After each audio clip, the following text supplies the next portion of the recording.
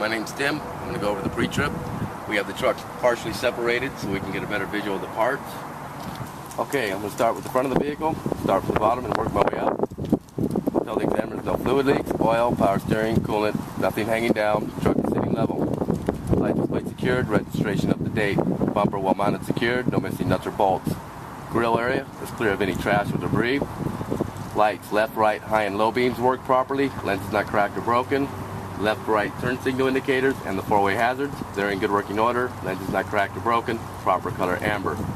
Fender mirrors are well mounted secured, clean and adjusted. Windshield is clean, no cracks, no illegal stickers. Windshield wipers are in good working order, ball tension to the windshield. The clearance lights, top of the cab, are in good working order, lenses not cracked or broken, and proper color amber. Okay, on the right side of the engine compartment, we're just going to cover a couple things. On this side, then we'll go to the other side and do a clean sweep from front to rear. Oil's at the proper level. Coolant is at the proper level. Coolant hoses, in general, no cracks, no frays, no leaks. Alternator well mounted secured, no missing nuts or bolts. Alternator wiring is well connected, no exposed wiring. Alternator belt, no cracks, no frays, should have no more than 3/4 of an inch play. Water pump is well mounted secured, no missing nuts or bolts. It's not leaking. There is no water pump belt because it's gear driven. The exhaust system is well mounted secured, no missing nuts or bolts, no exhaust leaks. I want to follow it back to the muffler. And the muffler is well mounted secured, there's no exhaust leaks, and it's fitted with a heat shield. That is there to prevent anybody from getting burned. Okay, the left side. I'm going to start with the air compressor. I'm going to cover everything that's on it or related to it. So the air compressor itself is well mounted secured, no missing nuts or bolts. It's not leaking. There is no air compressor belt because it's gear driven. Air compressor hoses, no cracks, no frays, no leaks. Power steering fluid is at the proper level. There is no power steering belt because it's gear driven. Power steering hoses, no cracks, no frays, no leaks. Steering column's not bent, not damaged, it's well greased. Steering box is well mounted secured, no missing nuts or bolts. It's not leaking. Steering linkage, which consists of the pitman arm, the drag link, the steering arm. They're not bent, they're not damaged, they are well greased, and they are fitted with castellated nuts and cotter pins. From that point I want to cover suspension, brakes, and wheels. Spring mounts, front and rear, well mounted secured, no missing nuts or bolts. Leaf springs, none are cracked, broken, missing, or shifted. U-bolts properly fastened to the axle, and the underside nuts are tight. Shock absorber is well mounted secured, no missing nuts or bolts. It's not leaking. Brakes, 5 parts. Number 1, brake hoses. No cracks, no frays, no leaks. Number 2, the brake chamber, which is well mounted secured. It's not damaged, it's not leaking, and the banjo clamp is tight. Number 3, slack adjuster is in good working order. It's well greased. It should have no more than 1 inch of free play, and the position of it should be at 90 when applied and slightly over 90 when released. Number 4 are the brake shoe linings. They're in good working order, no oil contamination, and minimum thickness on the lining, 1/4 of an inch. And number 5, the brake drum. No cracks, no breaks, no oil contamination. Now I'm going to move out to the wheels. Before I go to ICD, tell the examiner that the tires need to be new. You cannot use recaps. Inflation should be at the proper manufacturer inflation, covers eye. Condition, no rips, tears, cuts, or damage, covers condition. And depth, 4/32 of an inch. Before I go to the rim, valve stems not damaged, not leaking, and fitted with a dust cap. The rim is true, no cracks, no illegal welds. All lug nuts are present. I look for rust trails, which would indicate looseness. Upseal fluid is at the proper level and not leaking. Turn signal indicator is in good working order, lens is not cracked or broken, and proper color amber. Mirrors are well mounted secured, clean and adjusted. Doors should open and close properly, should have a good seal, and the hinges are well lubed. Fuel tank, steps are clean of any grease or oil. Fuel tank should be properly strapped with a gasket in between the strap and the tank to prevent metal-to-metal contact. Fuel caps equipped with a gasket to prevent leaks. It's also equipped with a T-bar and chain so we don't lose it. Underneath the fuel tank, no fuel leaks. Battery box steps are clean of any grease or oil. Battery box itself is well mounted secured, no missing nuts or bolts. And if I were to open it up, I'd make sure that the battery is secured, terminals tight, and no corrosion on the battery ends. Tractor frame, no cracks, no illegal welds. Catwalk is clean of any grease or oil. It's also well mounted and secured, no missing nuts or bolts. Why I'm in this general area. Drive shaft, it's not bent, not damaged, and it's well greased. From that point, I'm going to cover my air lines and my electrical lines. I'll start off with the air lines. Red is for emergency, blue is for service. So the air lines, no cracks, no kinks, no leaks, and the glad hands are seated properly with no leaks. The electrical line, both tractor and trailer, are well connected, no exposed wiring. And the last thing is to make sure all the air lines and the electrical lines are not dragging on the catwalk. I'm going to go ahead and repeat the process again from suspension, brakes, wheels, spring mounts, front and rear, well mounted, secured, no missing nuts or bolts. Leaf springs, none are cracked, broken, missing, or shifted. The U-bolts are properly fastened to the axle and the underside nuts are tight. Shock absorber is well mounted, secured, no missing nuts or bolts, and not leaking. Airbag, well mounted, secured, no missing nuts or bolts, it's not leaking. That completes suspension. Brakes, buy parts of the brakes. You're not going to be able to see the brakes from here very well, so you need to memorize it. So 5 parts of the brakes. So number 1, the brake hoses, no cracks, no frays, no leaks. To the brake chamber, which is number 2, well mounted, secured, not damaged, not leaking, and the banjo clamp is tight. And number 3, the slack adjuster, it's in good working order, well greased, should have no more than 2 inches of free play. The position of it should be at 90 when applied and slightly over 90 when released. And number 4, the brake shoe linings, they're in good working order, no oil contamination, and minimum thickness, 1/4 of an inch. And number 5, the brake drum, no cracks, no breaks, no oil contamination. That completes the brakes. We'll move out to the wheels. Both tires are the same size. You can use recaps. There's no trash or debris between the tires, and no spacers. ICD, inflation, condition, and depth. Both tires are at the proper manufacturer inflation. Covers eye condition, no rips, tears, cuts, or damage. Covers condition. And depth, 2/32 of an inch. Front, 4/32 of an inch. Rear, 2/32 of an inch. Before I go to the rim, valve stem, we have 1 in, 1 out. Not damaged, not leaking, and it's fitted with a dust cap. The rim is true, no cracks, no illegal welds. All lug nuts are present. I'd look for rust trails, which would indicate looseness.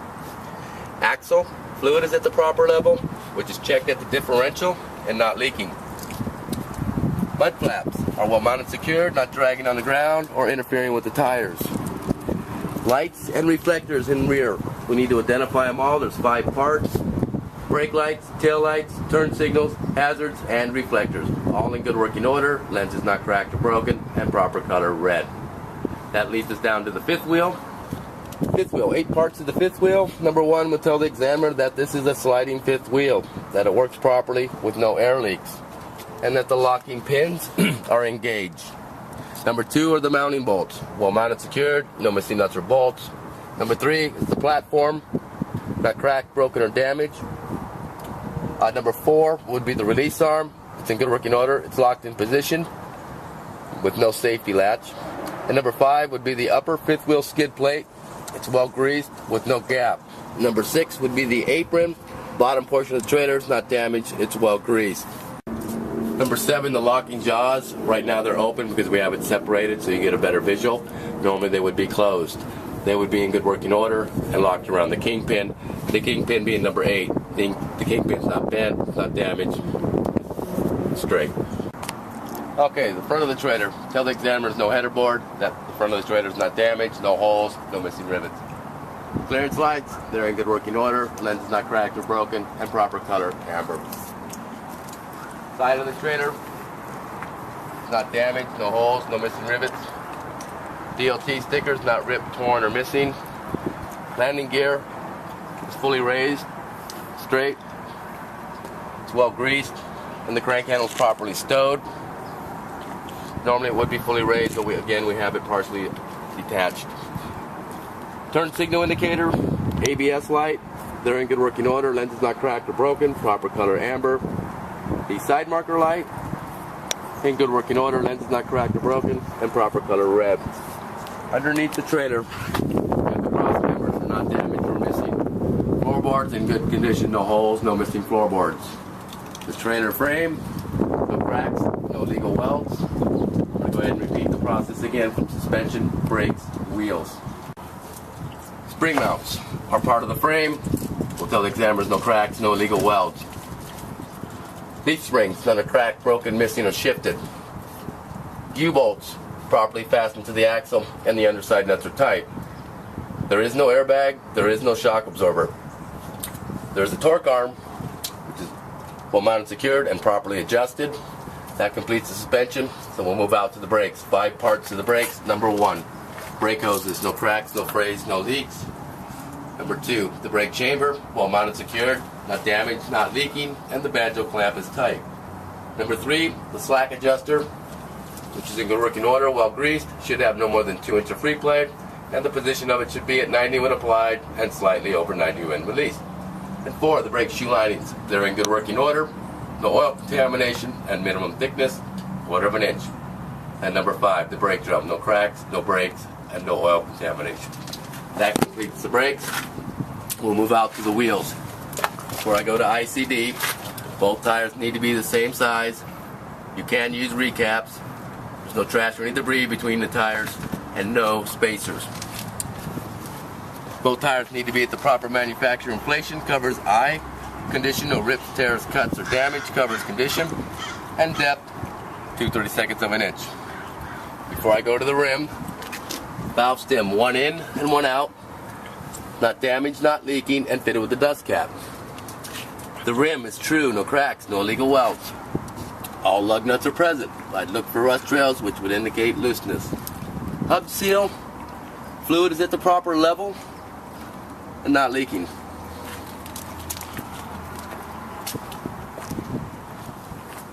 The rear of the trailer will start from the bottom and work our way up. Mud flaps are well mounted, secured, not dragging on the ground or interfering with the tires. DOT stickers not ripped, torn, or missing. License plate secured. License plate light works properly. Lenses not cracked or broken. Proper color clear. Lights, we need to identify them all. 5 parts. Brake lights, tail lights, turn signals, hazards, and clearance lights. All in good working order. Lenses not cracked or broken. Proper color red. Doors, both doors should open and close properly. Latch properly. Hinges, well mounted, secured, no missing nuts or bolts, and well lubed. Everything I said on that side is going to be the same on this side, except for the exception of the door, which opens and closes properly, latches properly, and the hinges, well mounted, secured, no missing nuts or bolts, and well lubed. That completes the pre-trip inspection. Okay, we're going to go ahead and do the air brake test. First thing we need to do is chalk the wheels. I'm going to put one in the front. I'm going to leave a little lip. I'm going to put one in the rear. I'm also going to leave a little lip so I can kick it out when I'm done. Okay, so I got done chalking the wheels. I come inside the cab, and the first thing I'm going to do is release the parking brakes. Both tractor and trailer. The air pressure gauge is primary and secondary. If they're not down to 75, go ahead and lead the system out. We're going to bring it to 75. We're going to tell the examiner we're going to be doing the cutout test. This should happen no more than 1:30, and we're not relying on the air dryer. You also need to say a safe start before you start it. That's engaging the clutch.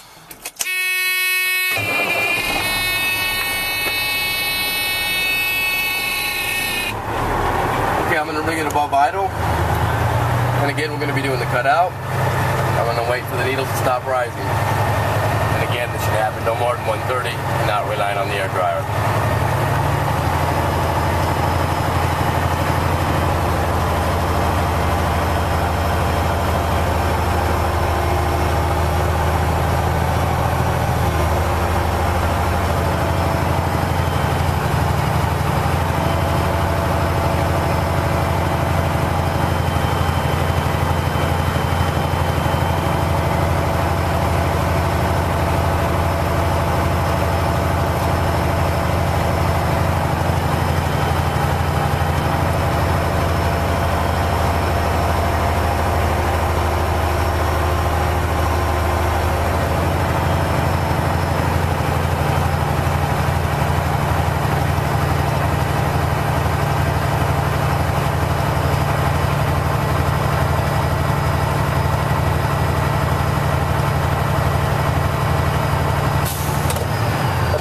have cut out at 125 primary and 125 secondary, and again this should happen no more than 130 and not relying on the air dryer.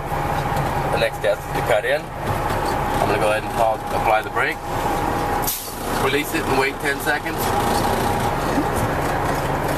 If the needles don't start rising within the 10 seconds, go ahead and apply the brake pedal again.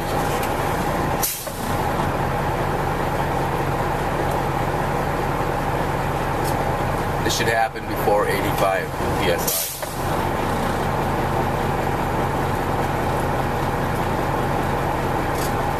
Okay, the needle still haven't rise. Go ahead and apply it again.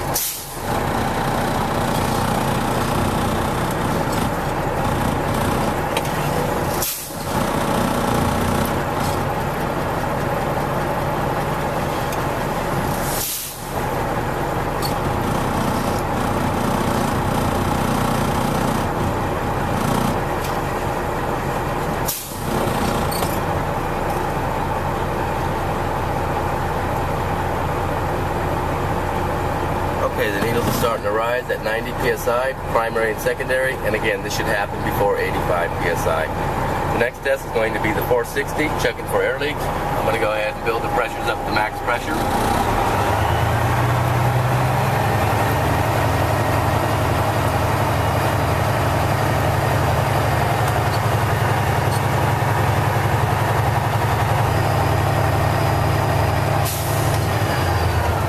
Okay, I'm going to go ahead and shut the vehicle down. And again, this is the 460, checking for air leaks. You should not lose no more than 4 psi in 60 seconds. I'm going to apply the brake and hold it for 60 seconds. My first reading is going to be 120 psi primary and 120 psi secondary. And we need to hold it for 60 seconds. Today I'm going to go ahead and say that the 60 seconds has passed. Before I release the brake pedal, you need to get the second reading. So again, it's still at 120 primary, 120 secondary. This is a good test because we didn't lose any more than 4 psi in 60 seconds. Now you can release the brake. The next test is the low air warning light. Key on, engine off. We'll wait for these alarms to go off. I'm going to go ahead and bleed the system out. This should happen between 55 and 75.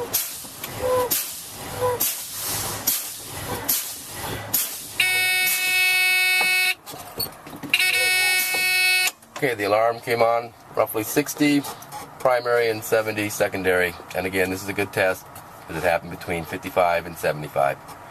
The next test is going to be the pop-out test. This should happen between 20 and 45. Key off. Go ahead and bleed the system out. Will the trailer or tractor brakes come out?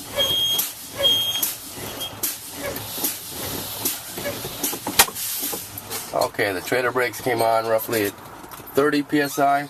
We'll continue to pump it down. The tractor.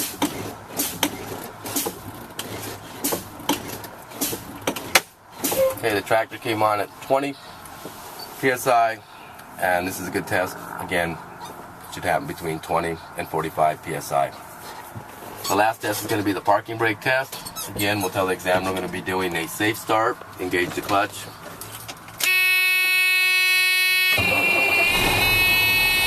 the vehicle up. The parking brake test. We're going to build the pressure to 100 psi or more. Okay, we're going to be doing the parking brake test. I got the pressures up. We'll go ahead and engage the clutch. We'll go ahead and put it here. I'm going to release the trailer brake. I'm going to be checking the tractor brakes. We'll go ahead and let the clutch out very slowly so I feel a slight drag or a tug. Alright, that's a good step. We're going to go ahead and set the trailer brake. I'm going to go ahead and release the tractor brake. Now I'm checking the trailer brakes. Again, I'm going to let the clutch out slowly until I feel a drag or a slight tug. Okay, it's good. I'm going to go ahead and check the handbrake, or also known as the trolley brake. I need to make sure the trailer brake and the tractor brakes are both in. Go ahead and pull the handle down, handbrake down. Again, let the clutch out slowly until I feel a drag or a slight tug.